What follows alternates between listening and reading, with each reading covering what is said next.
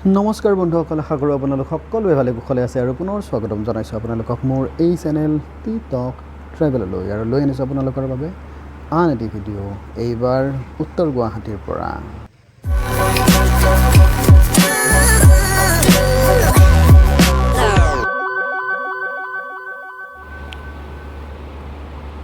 আৰু প্ৰথমেই অলপমান মন্দিৰটোৰ সামগ্ৰিক দৃশ্যটো দেখুৱাই ল'ব বিচাৰিছোঁ। সামগ্ৰিক পৰিৱেশটো মানে অলপমান লেতেৰা পেতেৰা, অলপমান ভঙা চিঙা টাইপৰ ৰাস্তাটো অলপমান, কিন্তু ভিতৰ ফালে খুব ধুনীয়া।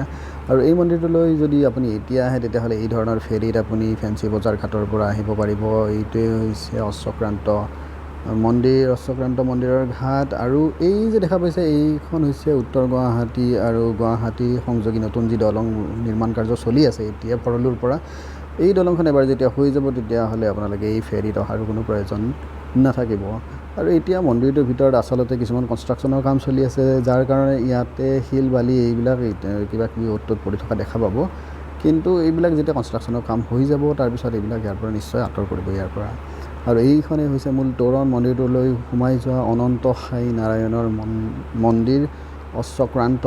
বহুতেই আচলতে অশ্বক্লান্ত বুলি কয়, ময়ো আচলতে প্ৰথমতে অশ্বক্লান্ত বুলি ভাবি আছিলোঁ, কিন্তু পিছত যেতিয়া তাত গৈ পেলাই মই নাম ফলকখন দেখিলোঁ, তাত লিখা আছে অশ্বক্ৰান্ত মন্দিৰ। আৰু এই ব্ৰহ্মপুত্ৰৰ কিনাৰতে অৱস্থিত এই অশ্বক্ৰান্ত মন্দিৰ। ইয়াতে ধুনীয়াকৈ বহি পেলাই ছানছেট উপভোগ কৰিব পৰাকৈ কিছুমান ছিটিং এৰেঞ্জমেণ্ট কৰি থোৱা হৈছে। এইটো এটা শিলৰ এটা স্তম্ভ। এই স্তম্ভটো দেখুওৱাৰ এটা কাৰণ আছে, কাৰণ মই য'ত এনেকুৱা ধৰণৰ পুৰণা মন্দিৰলৈ গৈছোঁ তাত এনেকুৱা ধৰণৰ শিলৰ স্তম্ভ মই প্ৰায়েই দেখা পাইছোঁ। সেয়া লাগিলে ইয়াতেই হওক বা দৌল গোবিন্দ মন্দিৰতো দেখা পাইছোঁ, দীৰ্ঘেশ্বৰী মন্দিৰতো দেখা পাইছোঁ। আৰু মই তেজপুৰৰ যি বামুণী পাহাৰৰ যি অৱশেষ আছিলে তাতেও এনেকুৱা ধৰণৰ স্তম্ভ দেখা পাইছিলোঁ। আপোনালোকে যদি সেই ব্লগটো চোৱা নাই তেতিয়াহ'লে এই ওপৰত অহা এই লিংকটো ক্লিক কৰি পেলাই আপোনালোকে সেই ব্লগটো চাব পাৰে। আৰু এই ধৰণে কেইটামান শিলেৰে নিৰ্মিত খটখটি এটা বগাই পেলাই মন্দিৰৰ ওপৰলৈ উঠি যাব লাগিব। এইটো মন্দিৰটো এটা টিলাটোৰ ওপৰত অৱস্থিত। আৰু মই গণিছিলোঁ এনেকুৱা ধৰণৰ 97টা এনেকুৱা ধৰণৰ ষ্টেপছ আছে। এই ষ্টেপছখিনি বগাই পেলাই ওপৰলৈ আপুনি আহি যেতিয়া উপস্থিত হ'ব এইডোখৰ ঠাইত, তেতিয়া আপুনি দেখা পাব ইয়াৰ পৰা এক ধুনীয়া নয়নাভিৰাম দৃশ্য। আৰু এয়া মন্দিৰটো কিছুমান মানে আপগ্ৰেডেশ্যনৰ কাম চলি আছে, কিছুমান কনষ্ট্ৰাকশ্যনৰ কাম চলি আছে। গতিকে এতিয়া যদি আপুনি যায় তেতিয়াহ'লে হয়তো অলপমান লেতেৰা দেখিব পাৰে পৰিৱেশটো, কিন্তু এবাৰ যেতিয়া এইখিনি গোটেইখিনি সম্পূৰ্ণ হৈ যাব তাৰপিছত একেবাৰে ধুনীয়া লগা হ'ব পৰিৱেশটো। আৰু এইডোখৰৰ পৰা মই আপোনালোকক দেখুৱাই দিছোঁ, ইয়াৰ পৰা দেখা পাই দূৰত সৌখন শৰাইঘাটৰ দলং।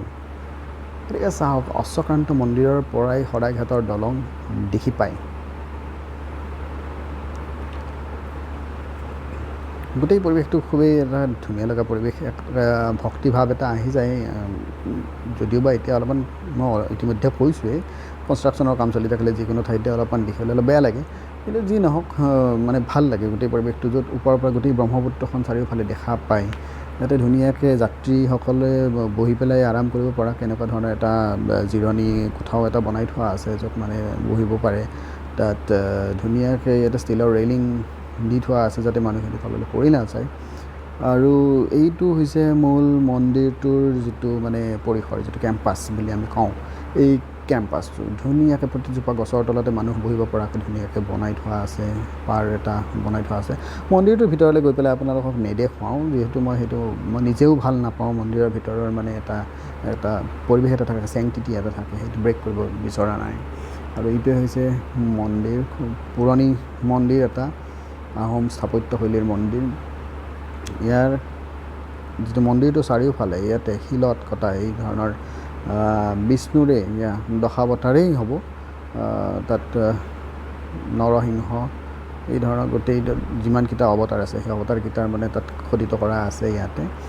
আৰু ইয়াৰ পৰা ধুনীয়াকৈ আপুনি যদি চাই গুৱাহাটী চহৰখন দেখি পায়। গুৱাহাটী চহৰখনৰ এক মানে বিহংগম দৃষ্টি বুলিও ক'ব পাৰে, যদিও বা বহুত ওপৰৰ পৰা নহয়, তথাপিও ধুনীয়াকৈ দেখা পায়।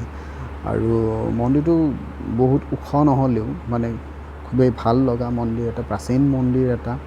এই আপোনালোকে দেখা পাইছে ইয়াতে বিভিন্ন ধৰণৰ মূৰ্তি ইয়াতে শিলত কটা।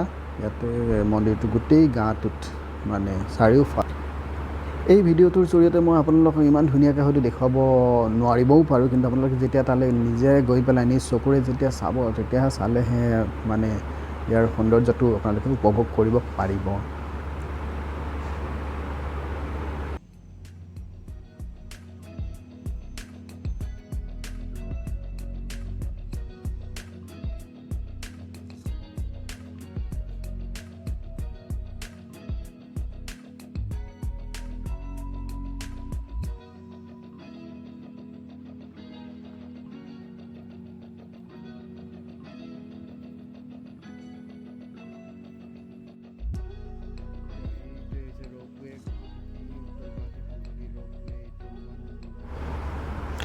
যদি ভিডিঅ'টো চাই ভাল পালে তেতিয়াহ'লে চেনেলটো ছাবস্ক্ৰাইব কৰিবলৈ নাপাহৰিব আৰু লাইক আৰু কমেণ্ট কৰিবলৈও নাপাহৰিব।